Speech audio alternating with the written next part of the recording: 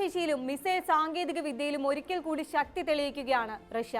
രാജ്യത്തിന്റെ ആണവശക്തി ലോകത്തിന് മുന്നിൽ അനാവരണം ചെയ്യുന്നതിന്റെ ഭാഗമായിട്ടാണ് റഷ്യ പുതിയ ഭൂഖണ്ഡാന്തര ബാലിസ്റ്റിക് മിസൈലായ സർമാറ്റ് പരീക്ഷണം നടത്തിയിരിക്കുന്നത്. സാത്താൻ 2 എന്ന് വിളിപ്പേരുള്ള ഈ മിസൈലിന്റെ പരീക്ഷണം എന്തുകൊണ്ടാണ് ഇപ്പോൾ പ്രസക്തമാകുന്നത്? സർമാറ്റ് മിസൈൽ എന്താണ്? വിശദമായി നോക്കാം. സ്വാഗതം ഇൻഡെപ്തിലേക്ക്.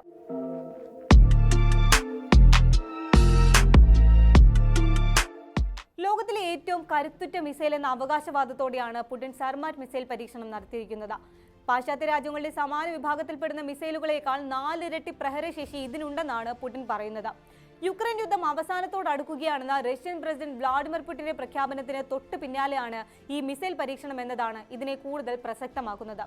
ഒരു ഗൈഡഡ് ബാലിസ്റ്റിക് മിസൈലായ RS-28 സർമാറ്റിനെ സാത്താൻ 2 എന്നാണ് പാശ്ചാത്യ രാജ്യങ്ങൾ വിശേഷിപ്പിക്കുന്നത്. ആണവായുധങ്ങൾ വഹിക്കാൻ ശേഷിയുള്ള ഇവ കരയിൽ നിന്ന് തൊടുക്കാവുന്ന തരത്തിലാണ് രൂപകൽപ്പന ചെയ്തിട്ടുള്ളത്. സർമാറ്റിന്റെ ദൂരപരിധി 35,000 കിലോമീറ്ററിലധികമാണ് എന്നാണ് പുടിൻ അവകാശപ്പെടുന്നത്.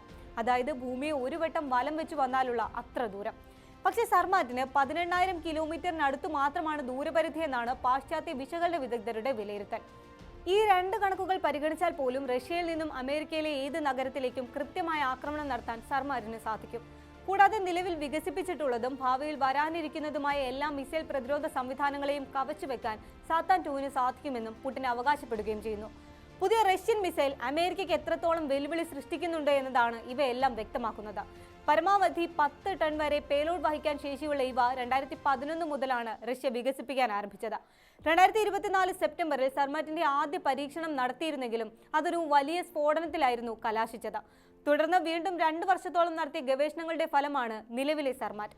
റഷ്യയുടെ ടാസ് വാർത്താ ഏജൻസിയുടെ 2018 റിപ്പോർട്ട് അനുസരിച്ച് സർമാറ്റിന് പെട്ടെന്ന് തന്നെ ഉയർന്ന വേഗത കൈവരിക്കാൻ സാധിക്കും.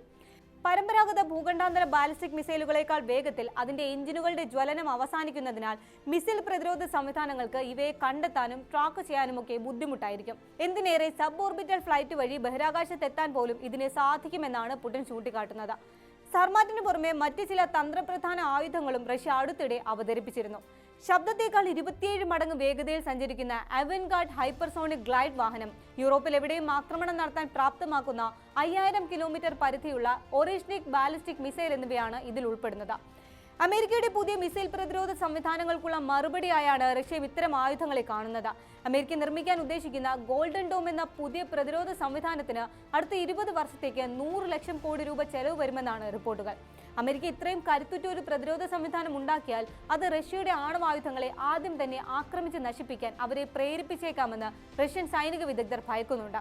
അതിനാൽ തങ്ങളുടെ സുരക്ഷയും അധികാര സന്തുലിതാവസ്ഥയും നിലനിർത്താൻ ഇത്തരം ആയുധങ്ങൾ അനിവാര്യമാണെന്നാണ് റഷ്യയുടെ നിലപാട്.